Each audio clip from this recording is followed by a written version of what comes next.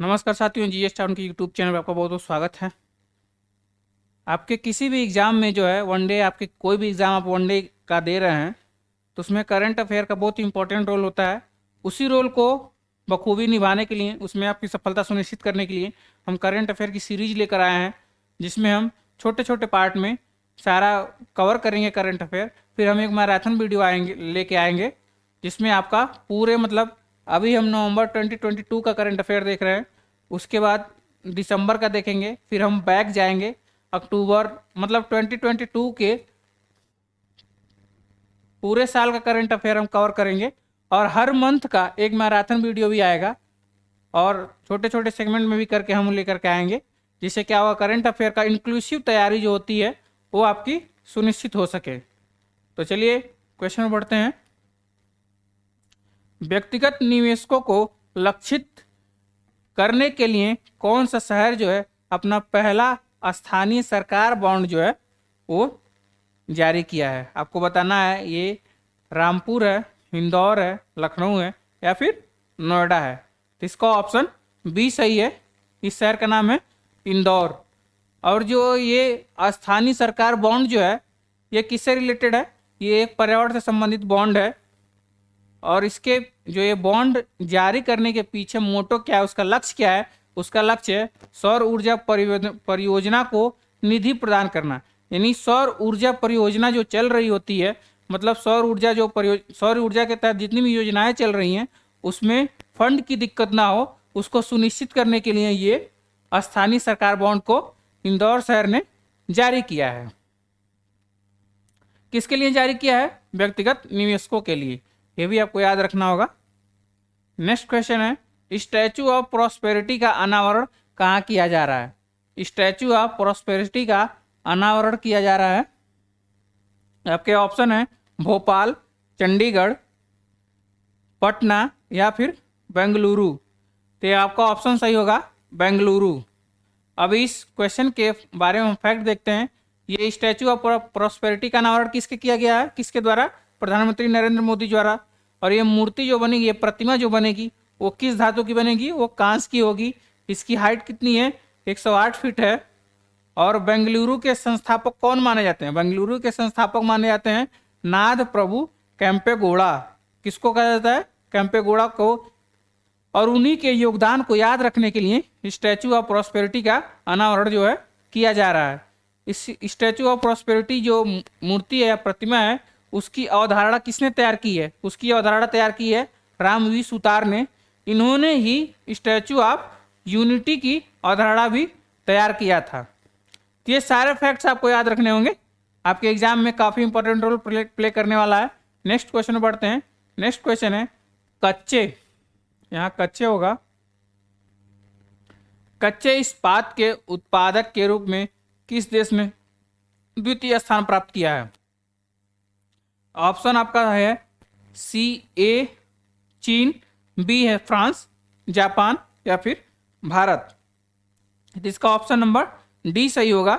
ये भारत ने कच्चे इस्पात के उत्पादन में द्वितीय स्थान प्राप्त किया है। प्रथम स्थान पर कौन सा देश है? वो है चीन। चीन का जो विश्व इस्पात उत्पादन में योगदान जो है वो 57% है, ये आपको याद रखना होगा। और भारत के पहले जो द्वितीय स्थान पे कच्चे इस्पात के उत्पादन में द्वितीय स्थान पे कौन सा देश था?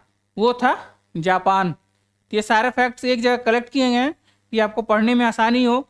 अब ये वीडियो देखने के बाद उसके लिंक में जाएं या डिस्क्रिप्शन में जाएं या फिर कमेंट बॉक्स में पिन कर दिया जाएगा टेलीग्राम का लिंक। आप टेलीग्राम पे जा करके इसका PDF प्राप्त कर सकते हैं, जो बिल्कुल फ्री ऑफ कॉस्ट है।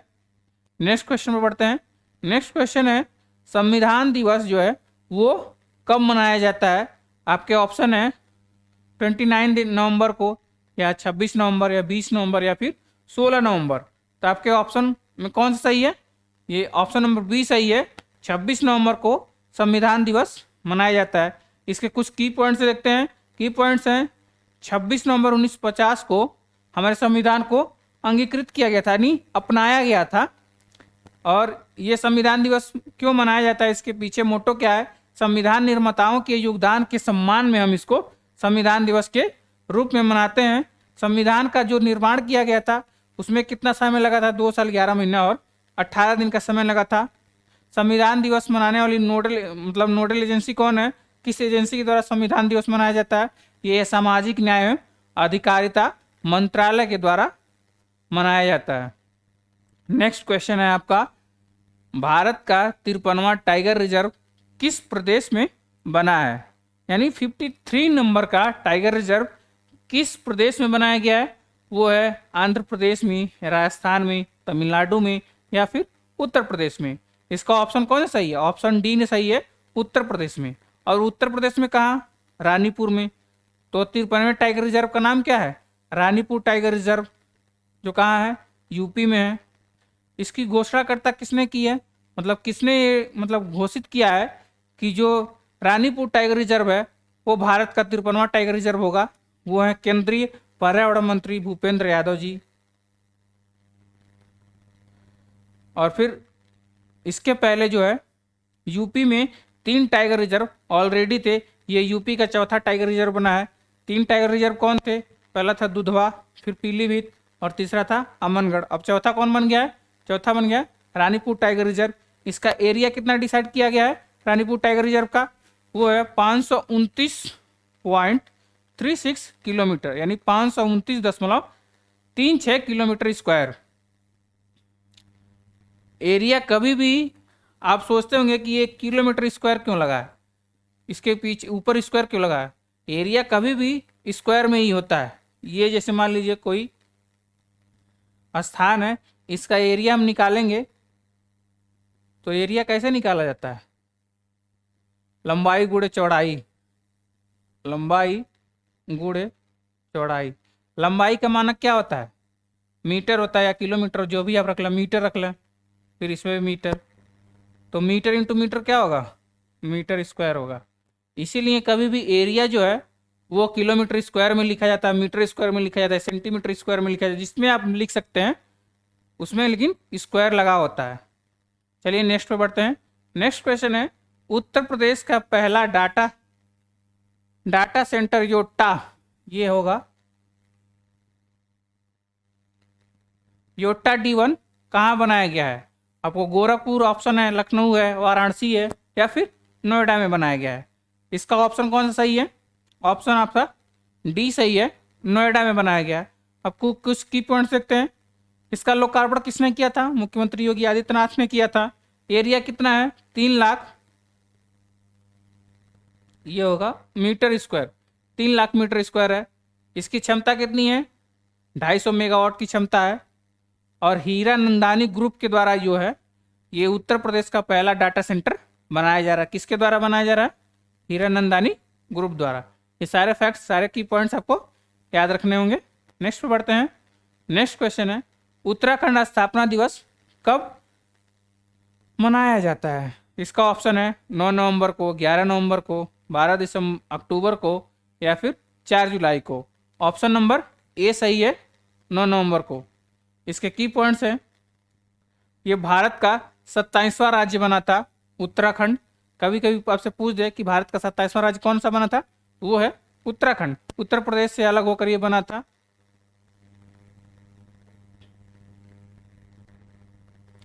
उत्तर प्रदेश पुनर्गठन अधिनियम 2000 के तहत इसको ये नया राज्य बनाया गया था उत्तराखंड। ये उत्तर प्रदेश से ही अलग होकर बना था। इसकी राजधानी समर में गैसेर है और विंटर में देहरादून है। तो इसकी 2 राजधानी है, दोनों आपको याद रखना होगा। समर में कौन सा है? समर में है गैरसेन और विंटर में है देहरादून। उत्तराखंड के राज्यपाल कौन है? गुरमीत सिंह। मुख्यमंत्री कौन है? पुष्कर सिंह धामी। चलिए नेक्स्ट पे बढ़ते हैं। नेक्स्ट क्वेश्चन है, दुनिया की सबसे लंबी नदी क्रूज की शुरुआत का प्रस्ताव कहाँ रखा गया है?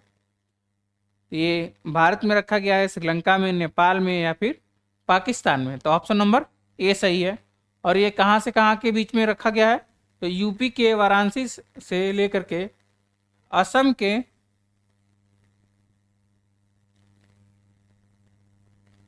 के डिब्रूगढ़ के बीच में ये क्रूज चलाया जाएगा। इन दोनों शहरों के बीच की दूरी कितनी है? 3200 किलोमीटर। और वाराणसी से डिब्रूगढ़ जाने में कितना टाइम लगेगा? 50 दिन का समय लगेगा। चलिए नेक्स्ट पे बढ़ते हैं। नेक्स्ट क्वेश्चन है, India the mother of democracy. India the mother of democracy का विमोचन किसने किया? एक ये बुक का नाम है India the mother of democracy.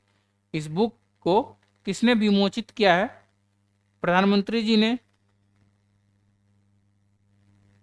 गृह मंत्री जी ने, या फिर केंद्रीय शिक्षा एवं कौशल विकास मंत्री जी ने, या रक्षा मंत्री जी ने? ये केंद्रीय शिक्षा एवं कौशल विकास मंत्री जी द्वारा शुरू किया गया है। इनका नाम क्या है? धर्मेंद्र प्रधान। भारतीय ऐतिहासिक अनुसंधान परिषद यानी ICHR के द्वारा ये पुस्तक जो है वो तैयार किया गया था और इसी संस्था ने इसको प्रकाशित भी किया है। भारतीय सभ्यता की शुरुआत में ही जो निहित लोकतांत्रिक लोकाचार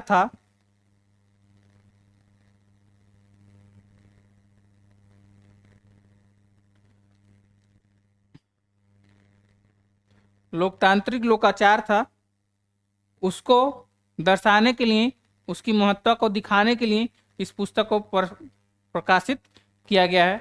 ICHR के अध्यक्ष कौन है? प्रोफेसर रघुवेंद्र तंवर। ये होगा इनका नाम, रघुवेंद्र तंवर।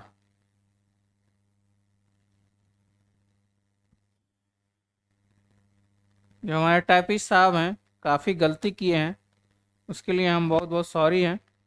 नेक्स्ट क्वेश्चन पढ़ते हैं। नेक्स्ट क्वेश्चन है, नागरिक हवाई नेविगेशन सेवा संगठन यानी CANSO सम्मेलन की मेजबानी कौन राज्य करेगा? आपको बताना है क्या वो केरल है, उत्तर प्रदेश है, गोवा है या फिर तमिलनाडु है। तो इसका आंसर कौन सा सही होगा? इसका आंसर होगा ऑप्शन नंबर C, गोवा होगा। और ये कब से कब तक होगा? 1 से 3 नवंबर के बीच में होगा। ये एशिया के विमानन उद्योग को बढ़ावा देने के लिए नागरिक हवाई नेविगेशन सेवा संगठन सम्मेलन किया गया है। और CANSO का उद्देश्य क्या है? इसका उद्देश्य है 2045 तक पूर्ण वायु यातायात प्रणाली को विकसित करना है।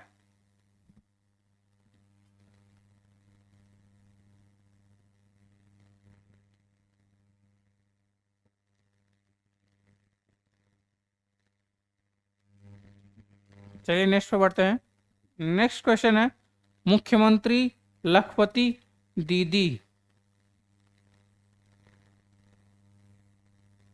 मुख्यमंत्री लखपति दीदी योजना की शुरुआत किसने की है? योगी आदित्यनाथ जी ने, पुष्कर सिंह धामी जी ने, या प्रमोद हेमंत, या फिर नरेंद्र मोदी जी ने? इसका ऑप्शन नंबर B सही है, पुष्कर सिंह धामी। पुष्कर सिंह धामी कौन है? उत्तराखंड के मुख्यमंत्री हैं।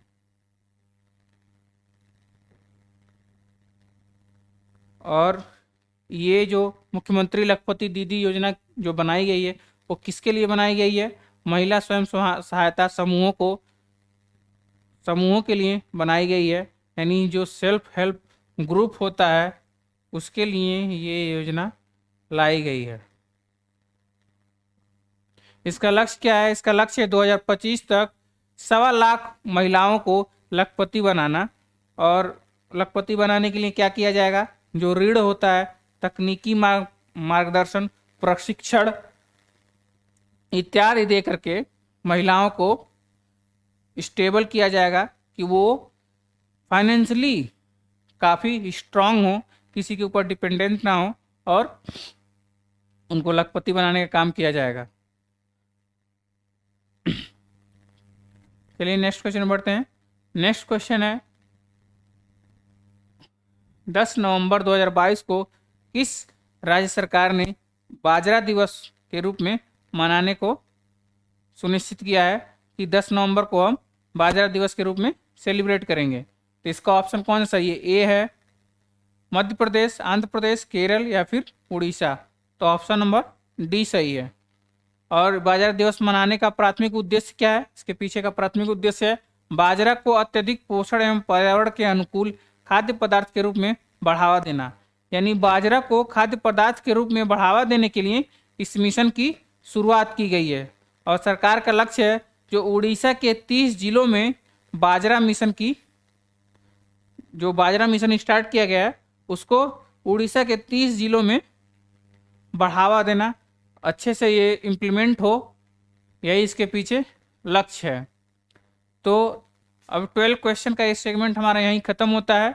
हमारे साथ जुड़े रहिए। और ये जो सारी पीडीएफ है आपको वो हमारे टेलीग्राम चैनल पे,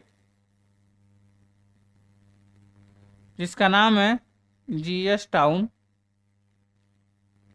ऑफिशियल,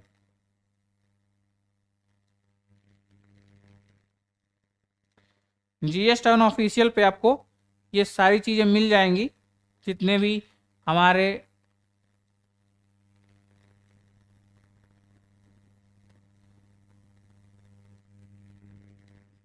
जीएस टाउन ऑफिशियल पे ये सारे टेलीग्राम पे जाकर के आप टेलीग्राम पे जीएस टाउन ऑफिशियल सर्च करेंगे और उसको आप ज्वाइन कर लेंगे।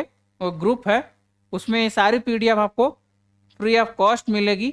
और जिसे पीडीएफ मिल जाने पे आपको जो एक की पॉइंट्स हमने तैयार किए हैं उसको पढ़ने में काफ़ी आसानी होगी। और एक बार जब एक की पॉइंट्स के साथ आप ये क्वेश्चन जब पढ़ लेंगे तो फिर आपके एग्ज़ाम में आपको कोई भी दिक्कत करेंट अफेयर के सेगमेंट में नहीं आने वाला है। इसी तरह की हम और भी वीडियोस या लेक्चर कह सकते हैं लेकर आएंगे। हमारे जीएसएन यूट्यूब चैनल से जुड़े रहिए, अपने दोस्तों के साथ शेयर कीजिए और लाइक ज़रूर कीजिए, जिससे क्या होता है हम लोग को भी मोटिवेशन मिलता है कि और हम बेहतर से बेहतर आपके लिए करने की कोशिश करें। तो चलिए, जय हिंद।